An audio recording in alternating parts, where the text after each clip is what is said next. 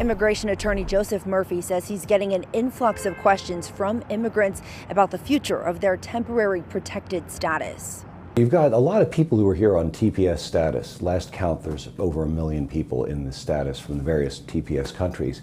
And President Trump has made a lot of noise about canceling these programs. And the people are calling me and they're scared. They're scared the carpet's going to be pulled out from under them. Murphy breaking down what temporary protected status means for immigrants living in Western Pennsylvania. For example, many Haitian immigrants who he has worked closely with who are currently living and working in Charleroi under temporary protected status.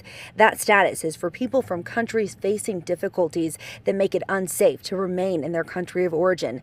But it's designed to be temporary. It can be 6, 12, or 18 months and has to be extended near the end of that period of time in order to continue. The big thing is don't panic, okay? There's lots of things immigration lawyers can do for you, and there are limits that are imposed upon what the government can do, no matter what they tell you.